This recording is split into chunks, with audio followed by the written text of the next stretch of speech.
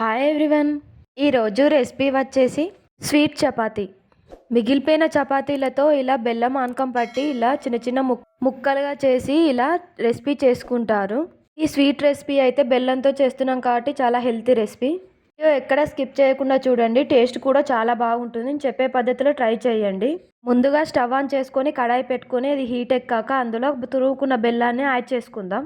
మనం తీసుకున్న బెల్లానికి కొలత ఏం అవసరం లేదు, ఏదైనా ఒక కప్పు పెట్టుకోండి. మనం బెల్లం ఏ కప్పుతో తీసుకుంటామో ఆ కప్పులో పావు వంతు వాటర్ యాడ్ చేసుకుంటే సరిపోతుంది. నేనైతే ఈ బెల్లాన్ని కొలత లెక్క తీసుకోలేదు, కొలతను బట్టి అయినా తీసుకోవచ్చు, అందాజ కొద్ది అయినా తీసుకోవచ్చు.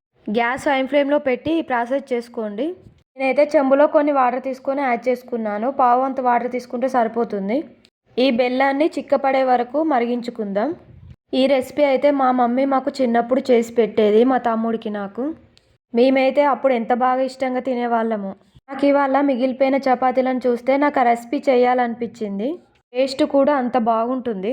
బయటకు వెళ్తున్నా, ఏ టెంపుల్కైనా వెళ్తున్నా మా మమ్మీ ఎప్పుడు ఇదే రెసిపీ మాకు చేసి పెట్టేది. మా చిన్నతనంలో ఇది మాకు ఫేవరెట్ ఫుడ్ అని చెప్పచ్చు. ఎక్కడికైనా వెళ్తున్నాం బయటికి అని అంటే మా మమ్మీ మాత్రం ఇలా చపాతీలు చేసి దానికోసం సపరేట్గా ఇలా చేసి పెట్టేది స్వీట్ రెసిపీ. చపాతీలను ఈ విధంగా చిన్న చిన్నగా స్మాష్ చేసుకోవాలి. మరుగుతున్న బెల్లంలో ఇది వేసుకోవాలి. గ్యాస్ స్లిమ్లో పెట్టి 10 నిమిషాల వరకు ఇలా కలుపుతూనే ఉండాలి. చపాతీలు మొత్తం బెల్లాన్ని పీల్చుకోవాలి, అప్పుడే మన ఈ రెసిపీ రెడీ అయిపోయినట్టు. ఇలా కలుపుతూనే ఉండాలి.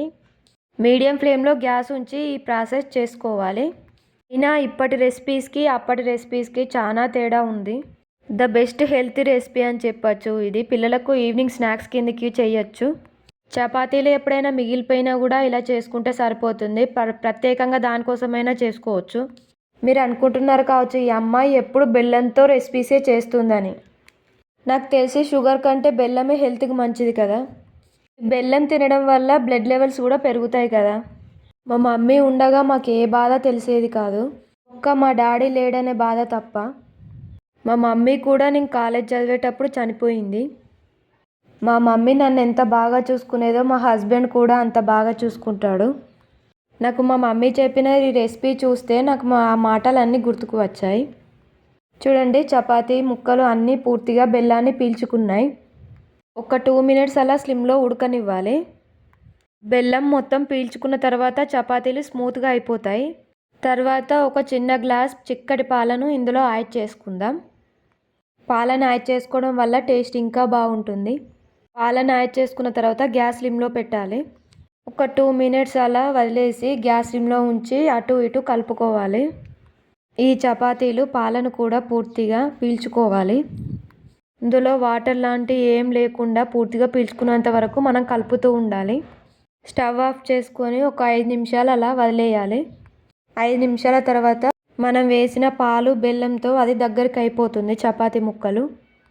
5 మినిట్స్ వరకు మూత పెట్టుకొని తర్వాత మూత తీసి చూస్తే చూడండి ఇంత బాగా బెల్లాన్ని పీల్చుకుందో. దీన్ని పూర్తిగా వేరే బౌల్లోకి షిఫ్ట్ చేసుకుందాం. చూడండి చపాతీ ముక్కలు ఎంత జ్యూసీగా ఉన్నాయో. ఇంకా టేస్ట్ అయితే చెప్పనవసరం లేదు, నోట్లో వేసుకుంటే కరిగిపోతాయి, అంత బాగుంటాయి టేస్ట్. మా పిల్లలకైతే ఈ రెసిపీ అంటే చాలా చాలా ఇష్టం. ఇంకెందుకు లేటు, మీరు కూడా ట్రై చేయండి. రెసిపీ ఎలా వచ్చిందో నాకు కామెంట్ చేయండి. నేను వీడియో తీస్తుంటే మా పిల్లలిద్దరు నాకు పెట్టమ్మా అని అంటున్నారు, అందుకే వాళ్ళకు చెరొక బౌల్లో వేసి ఇచ్చాను. చూడండి మా పెద్దబాబు తింటూ టేస్ట్ ఎలా ఉందో చెప్తున్నాడు. వాడికైతే చాలా బాగా ఇష్టం, ఇలాంటి స్వీట్ రెసిపీస్ అంటే ఇష్టంగా తింటాడు. వీడియో మీకు నచ్చితే ఒక లైక్ చేసి సబ్స్క్రైబ్ చేసుకోండి. Bye bye.